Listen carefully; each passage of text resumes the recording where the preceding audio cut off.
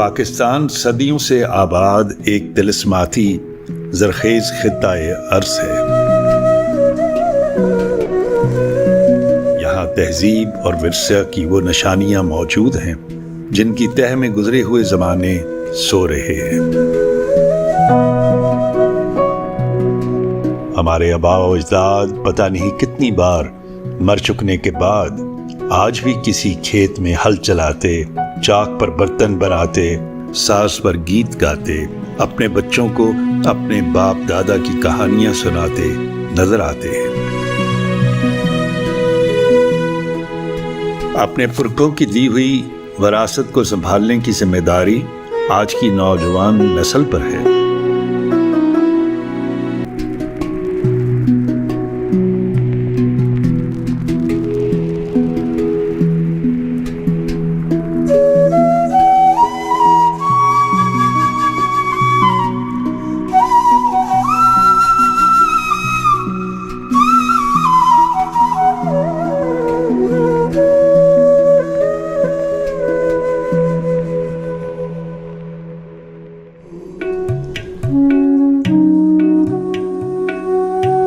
इस्लामाबाद से तकरीबन 32 किलोमीटर की मुसाफत पर जीटी रोड के करीब आसार कदीमा पर मबनी शहर टेक्सला वाक़या है। टेक्सला का असल नाम टकासिला या टक्षला था, जिसको संस्कृत में टक्षाशिला भी कहते थे। महाभारत में भी इस शहर का जिक्र आता है।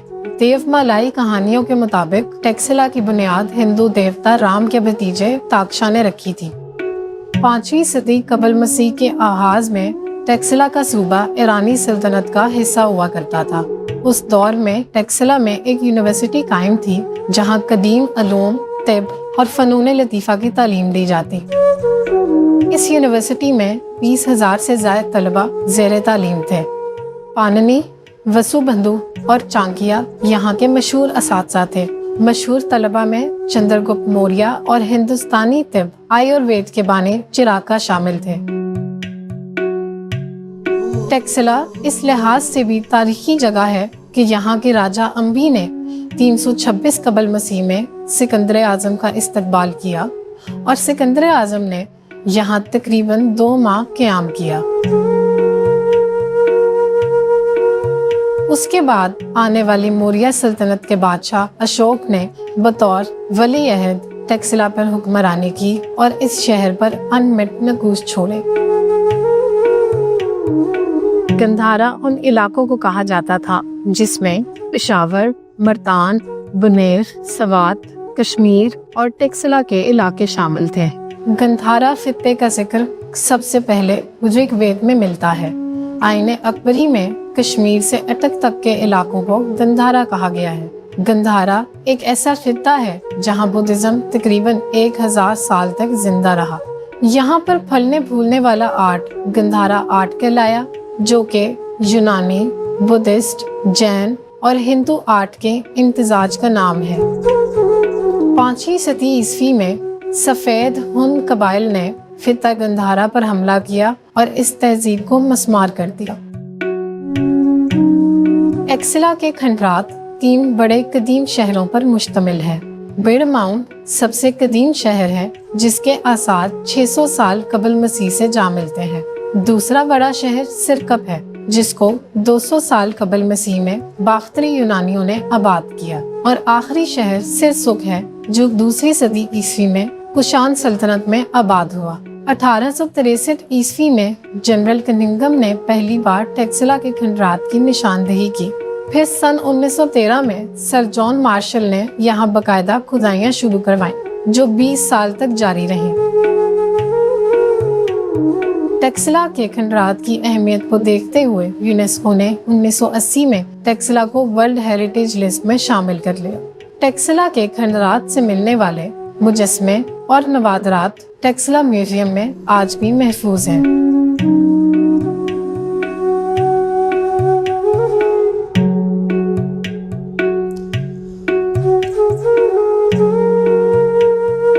इंसान क्या है, दुख क्या है, खुशी क्या है, इस दुनिया में इतनी नफरत क्यों है और इंसान एक दूसरे के साथ इतना बुरा क्यों करता है? ऐसे सैकड़ों सवालात एक इंसान के दिल में 2500 साल पहले आए थे और वो अपने घर से निकल पड़ा इन सब के जवाब ढूंढने के लिए। ये कहानी है सिद्धार्थ गौतम बुद्ध की।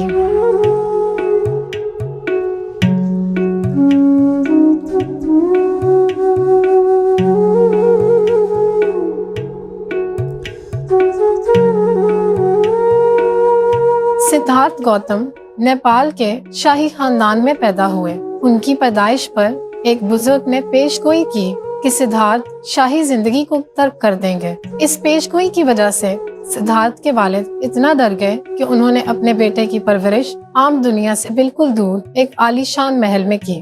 मगर सिद्धार्थ गौतम खुश नहीं थे। उनको अपने होने का मकसद ढूंढना था। वो किसी को बताए बगैर महल से बाहर जाने लगे। उसने देखा कि एक बूढ़ा आदमी है, एक बंदे की अर्थी जला रहे हैं, कोई एक बंदा है ज़ईफ है और बीमार है। उसने कहा कि ये क्या है? तो उसको इन चीज़ों का भी नहीं पता था कि बंदा कोई बूढ़ा भी होता है, बीमार भी होता है और मर भी जाता है। देन ये रियलाइज़ कि मैंने ज़िंदगी के 25 साल महल में ज़ाया किया। एक लिबरेशन का और एक साल्वेशन का उसने एक मिशन लिया। फिर उसने उर्वला के जो फॉरेस्ट थे उसमें बाकायदा पीपल के दरख्त के नीचे बुद्ध गया के अंदर 50 दिन का एक मतलब कि वो रोज़ा रखा, व्रत रखा और उसको रियलाइज़ हुआ कि जो ज़िंदगी की हक़ाइक़ है वो क्या है और उन पे फोकस किया, मेडिटेट किया और देन ही वो कहते हैं बुद्धा को निर्वाण हो गया। उसने फिर ये भी रियलाइज़ किया कि दरख्तों के नीचे ऐसे बैठ जाने से या चीज़ों को इस तरह अपने आप को कंपोज करने से ये भी कोई रियलिटीज़ नहीं है। दुनिया के सोसाइटी के अंदर भी जाएं, एक उनके अंदर एक रिलीजियस या एक स्पिरिचुअल कंटेंट पैदा करें कि every man is a Buddha in self. Bhir Mound Taxila का सबसे पुराना शहर था। वहाँ से निकली हुई कीमती नवादरात यहाँ पर मौजूद हैं। ये एक मुनज़्ज़म शहर था। बुद्धा का कोई मुजस्मा यहाँ से नहीं मिला। टेराकोटा से बने हुए हिंदू देवी और देवताओं के मुजस्मे यहाँ से कसीर तादाद में मिले हैं। यहाँ से यूनानी सिक्के और रोजमर्रा के इस्तेमाल की अशिया दरियाफ्त हुई। सिरकप जो टेक्सला का दूसरा पुराना शहर था। दूसरी सदी कबल मसीह में बाख्तरी यूनानियों ने सिरकप शहर को आबाद किया। ये शहर उस वक्त की सल्तनत का दारुल हुकूमत था। सिरकप से बहुत से जेवरात, बर्तन, मोहरे, हथियार, खेतीबाड़ी के आलात, मुजस्मे और मजहबी रसूमात की अशिया दरियाफ्त हुई। सिरसुक टेक्सला का तीसरा कदीम शहर कुशान दौर में सिरसुक शहर तामीर हुआ। इस शहर से बर्तन, जेवरात, देवताओं के मुजस्मे, हड्डियां, तांबे की अशिया और लोहे के औजार दरियाफ्त हुए। और यहाँ पर मौजूद हैं ज़्यादातर वो बर्तन, मटके, कुकिंग पॉट्स और सारी क्रॉकरी की चीज़ें जो उस टाइम में इस्तेमाल होती थी अपने कामों के लिए, खाने के लिए। और अगर हम आज के वक्तों में देखें तो हम भी इसी तरह की चीज़ें इस्तेमाल करते हैं। कोई ख़ास फ़र्क नहीं आया। और ये तमाम चीज़ें भेड़माउंट और सिरकप से निकाली हुई हैं, जिनको थालियाँ और रकाबियाँ भी कहते हैं। तो एक शहर की आप एक उम्र नहीं बता सकते कि ये जी शहर 2200 साल पहले बना। 2200 साल के बाद फिर वो शहर कई दफ़ा टूटा, गिरा, इन्वेजन हुई। तो ये सिविलाइजेशन बनती रही है, टूटती रही है।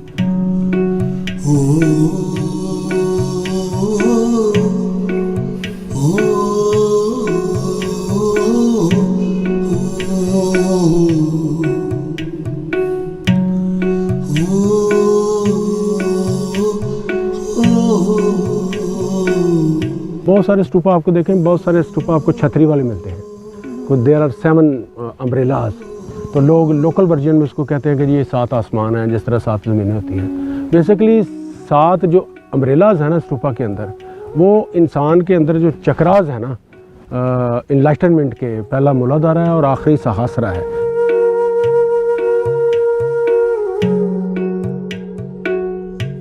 इस म्यूज़ियम की अब तक जो मुझे सबसे इंटरेस्टिंग बात लगी है वो ये है कि यहाँ पे QR कोड्स हर सेक्शन के साथ लगाए गए हैं। और अगर उनको स्कैन करें आप टेक्सला म्यूज़ियम ऐप के थ्रू या अपने फ़ोन के through, you get to know all the history and all the information about whatever is being displayed in each section.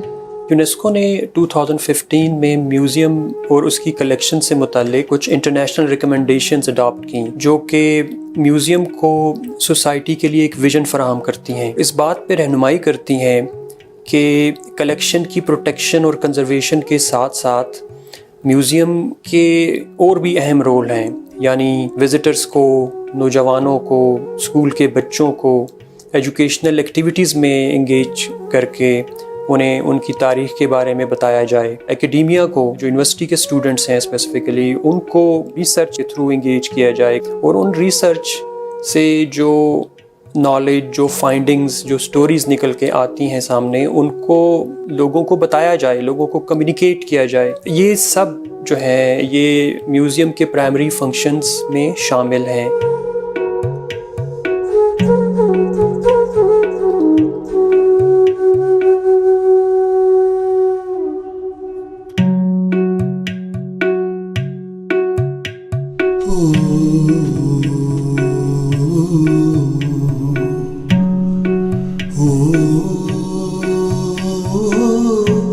धर्माराजिका is the oldest and largest stupa of this region. 1980 में UNESCO ने इसको world heritage sites में शामिल कर दिया था। स्तूपा बुद्ध मजहब में बुद्धा या बुद्धा के साथियों के तबरकात को महफूज रखने के लिए बतौर यादगार तामीर हुआ करते थे। पहले बौद्ध के यहाँ स्तूपे की तामीर एक ऐसा कार्य फैर है जिसके करने से इंसान की निजात और अज़ली सुकून के रास्ते आसान होते हैं। ये stupa Mauryan emperor Ashoka the great ने तामीर करवाया था। इस इलाके में ज़्यादा स्तूपास एस्टेब्लिश किए किंग अशोका ने 3rd सेंचुरी BC में। किंग अशोका का यहाँ पे एक गवर्नरशिप का दौर भी गुजरा है, when he was not king. तो ये चूँकि अशोका ने जब कन्वर्ट किया बुद्धिज़्म पर, अपने आप को स्टेट रिलीजन डिक्लेयर कर दिया बुद्धिज़्म को, तो उसने कुछ 84,000 स्तूपास बनाए थे। तो इसमें भी अशोका दौर के वो हैं स्तूपास हैं, स्वात के अंदर हैं, पेशावर में, टेक्सला में। तो ये वन ऑफ द ओल्डेस्ट जो है ना, ये धर्माराजिका है। धर्मा मीन रिलीजन और राजिका मीन हुकूमत, राज जिसको हम बोलते हैं। तो that was the rule of the kingdom of the religion. Buddhism को उसने एक स्टेट अथॉरिटी डिक्लेयर कर दिया था अशोका ने। गौतम बुद्ध के मौत के बाद उनके जो असरात थे जिस्मानी, मुख्तलिफ़ चीज़ें, उस पर काफ़ी था कि इनको तहफ़्फ़ुज़ कहाँ रखें, कौन है इसका। तो उन्होंने बांट लिए और मुख्तलिफ़ इलाक़ों में किसी के पास बाल आ गए, किसी के हिस्से में दांत आ गया। तो इस तरह से फिर उनको महफूज करके रखने के लिए संदूक के अंदर उसको रखा। फिर उनको बचा के महफूज रखने के लिए उसके ऊपर एक माउंड, एक ढेरी, एक ये जो आपको स्तूपा नज़र आता है। स्तूपा के माने ढेर के हैं। बर्मा में स्तूपा को पकौड़ा, श्रीलंका में डाब्बा और नेपाल में चेता कहते हैं।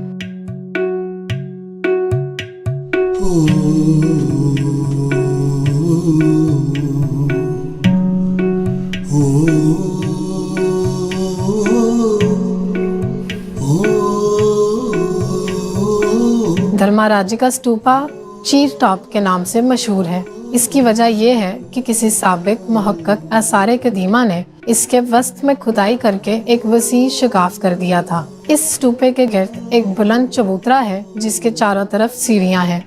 स्तूपा की अंदरूनी नाहमवार भरती में अंगड़ पत्थरों की चुनाई है जिसको 3 से 5 फुट तक मोटी दीवारों से मुस्तहकम किया गया है। ये दीवारें स्तूपे की बुनियादों तक पहुंचने के बजाय चबूतरे के ऊपर ही खत्म हो जाती हैं। स्तूपे की रोकार में बड़े बड़े पत्थर लगे थे जिनके दरमियान में तिरछे हुए कंजूर के सतून थे और यह तमाम इमारत चूने की अस्त्रकारी और रंगों से मुज़य्यन थी।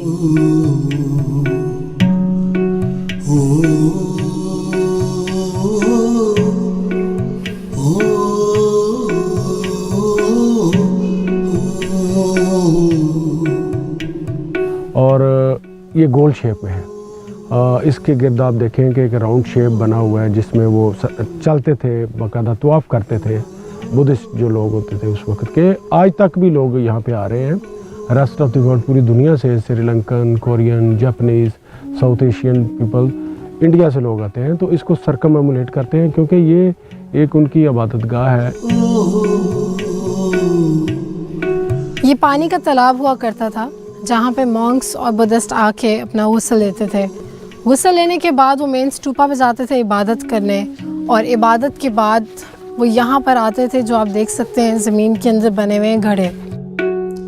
इन घड़ों में वो मटेरियल मिक्स किया जाता था जिससे वो स्टैचूज़ बनाते थे। अव्वल तो ये हमें बहुत छोटे नज़र आ रहे हैं, लेकिन ये ज़मीन के अंदर काफ़ी गहरे हैं। और जिन पैरोकारों की मन्नत पूरी हो जाती थी तो वो आके यहाँ पे स्टूपास बनाते थे, जिनको मन्नती स्टूपास या वोटे स्टूपास कहते हैं।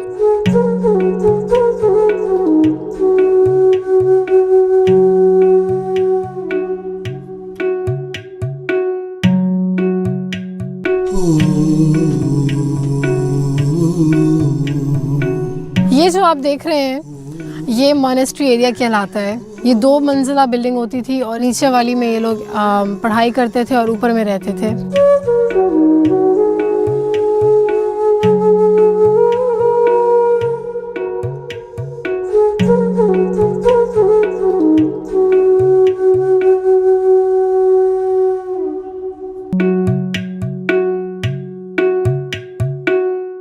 ये गंधारा आर्ट विलेज है जिसके एम्पोरियम के अंदर डिफरेंट किस्म के आर्टिफैक्ट्स डिस्प्लेड हैं जो कि हैंडमेड एंड मशीन मेड हैं। इस विलेज में काफ़ी सारी वर्कशॉप्स मौजूद हैं जिनके अंदर स्टोन को डिफरेंट किस्म की ट्रीटमेंट से गुजारा जाता है to make all of these artefacts.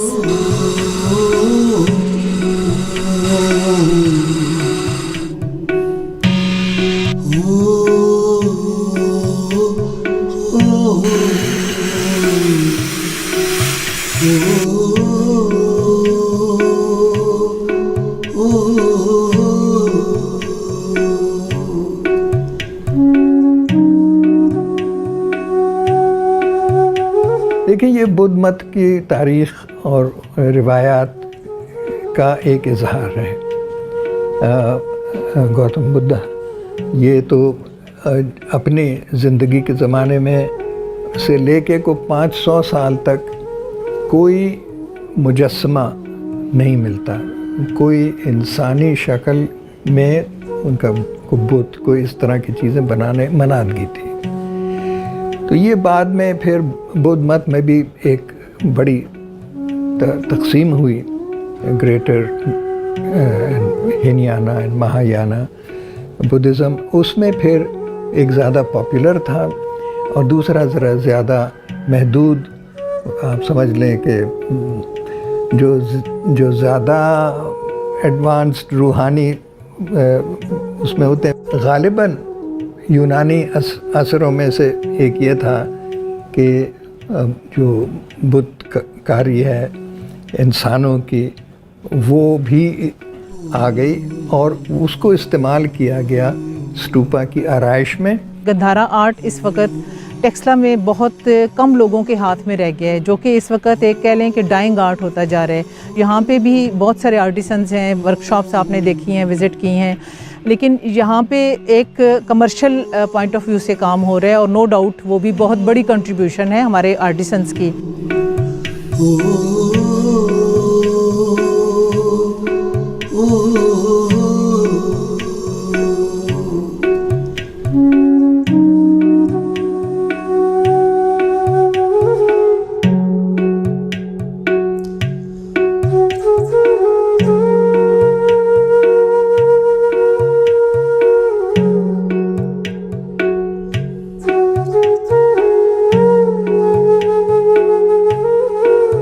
ये ब्लैक स्टोन पे भी बनता है और ये ग्रीन स्टोन में भी है, ये स्टक्को में भी है, ये टेराकोटा में भी है और मेटल में फिर ये सोना, चांदी और ब्रॉन्ज।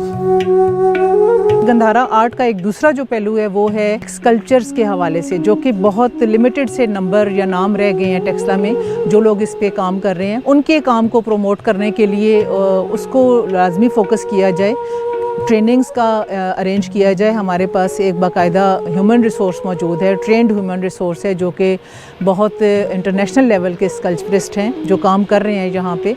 उनको हम as a human resource use करके आगे जो हमारी जो लोकल यूथ है उसको एंगेज करें, उनको ट्रेंड करें उसके ऊपर, ताकि ये आर्ट जो है इसको हम इसकी प्रिजर्व भी कर सकें, ना सिर्फ प्रिजर्व करें बल्कि इसको हम जनरेशंस में, नेक्स्ट जनरेशंस में ट्रांसफ़र कर सकें। गंधारा आर्टिस्ट पे पाबंदी नहीं होनी चाहिए। कितने दुनिया में कितने किस्म के और आर्टिस्ट हैं, और ये वाला आर्ट मैं अमूमन कहता हूँ कि पाकिस्तान में यानी कि ये सबसे महंगा और सबसे मुश्किल आर्ट है ये।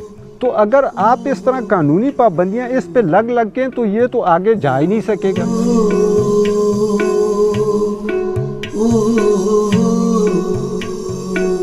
रस्म व रिवाज, लिबास और खाना पीना सकाफत में शुमार होता है। मैं टेक्सला के गांव में आई हूँ जिसका नाम फेरदिर गई है, और इस गांव में आज भी रवायती खाने बनाए जाते हैं। मेरे साथ मौजूद है मरियम, जो मुझे बताएंगी आज खाने में क्या बना रही हैं। अज अस बनाने लगे हैं पठवार नी डिश मशहूर। मेरी अम्मी अपनी अम्मी को सीखी सी और मैं अपनी अम्मी को सीखी। अज अस कासा कड़ी पकौड़ा।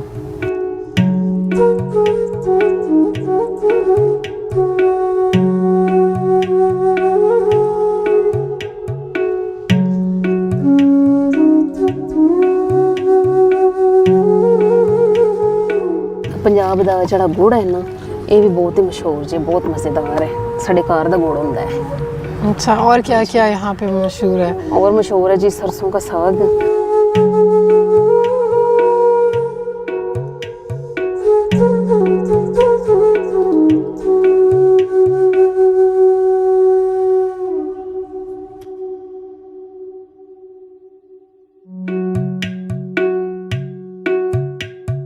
जौलिया के खंडरात वादी टेक्सिला में सबसे बेहतरीन हालत में मौजूद आसार हैं।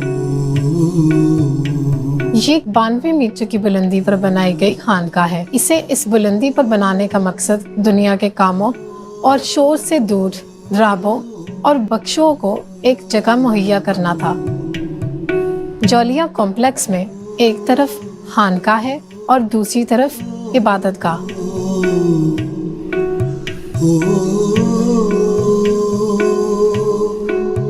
ये जगह 2000 साल पुरानी कोशान दौर की बुद्धा यूनिवर्सिटी है और यूनेस्को की वर्ल्ड हेरिटेज साइट्स में ये जगह शामिल है।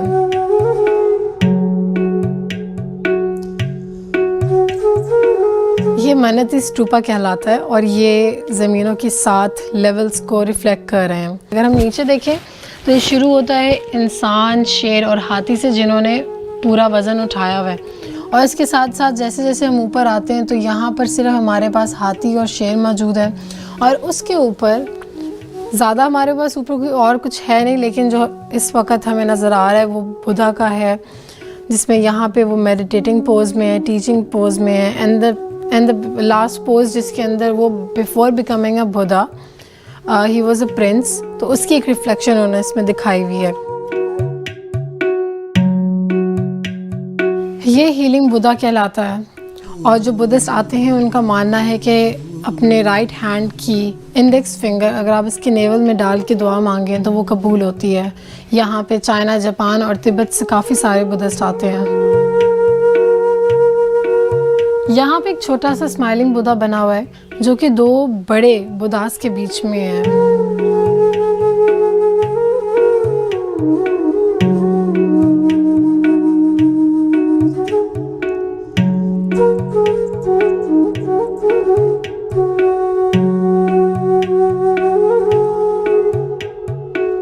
निर्वाण से पहले गौतम बुद्ध ने जो 50 दिनों की फास्टिंग की थी, जिसके अंदर वो 2 चावल के दाने एक दिन में खाते थे, उसकी एक रिप्रेजेंटेशन यहाँ पे बनाई गई है और इसको कहते हैं स्टार्विंग बुद्धा। इसको स्टार्विंग बुद्धा भी कह सकते हैं या फास्टिंग बुद्धा। ये मेन स्तूपा की दीवार है और ये जो छत है सबसे पहले ब्रिटिशर्स ने बनवाई थी, और उसके बाद 2005 में दोबारा से इसको रिकन्स्ट्रक्ट किया गया था ताकि साइट को प्रिजर्व और कंजर्व किया जाए।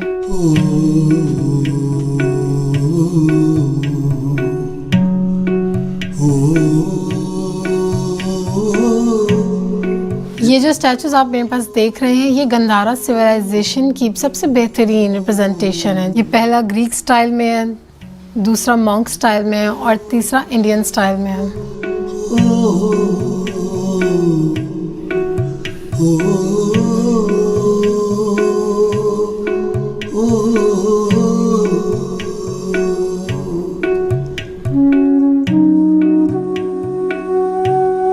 ये जो लैंग्वेज आप देख रहे हैं, ये खरोष्टी ज़ुबान में लिखी हुई है। 2000 साल पहले कुषाण डायनेस्टी में ये बोली जाती थी।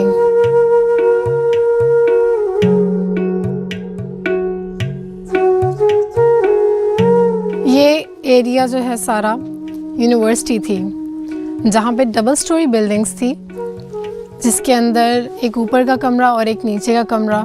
जो नीचे वाले कमरे थे वो क्लासरूम्स के लिए यूज़ होते थे और ऊपर वाले कमरे रिहाइश के लिए।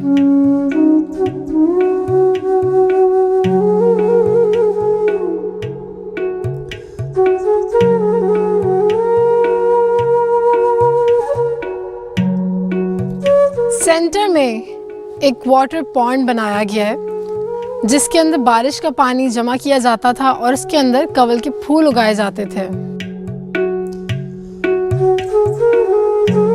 अगर रोम की और जगहों की देखें चीज़ें, तो इन रूइंस की उन्होंने एक इमेजिनरी तस्वीरें बना के, जैसे अगर ये आधा हमें कमरा दिख रहा है, कहीं छत दिख रही है, तो हम ये तसव्वुर कर सकते हैं कि ये बाकी भी इस तरह का होगा। उस तरह की हम एक पूरा एक आर्ट फॉर्म बन सकती है, जिसमें इसको एक विजुलाइज हम कर सकते हैं कि ये कैसा रहा होगा अपने दौर में, और इसको थोड़ा इंटरेस्टिंग बनाएं। तो बुद्धिस्ट टाइम में क्या होगा कि शाम को सनसेट हो रहा है और मॉन्क्स जो हैं वो येलो ड्रेसेस में, वो जो जर्द से कपड़े पहने होते हैं, वो यहाँ 2-3 हज़ार फिर रहे हैं और ये शाम को घंटियाँ रिलीजियसली वो बजाते हैं ना।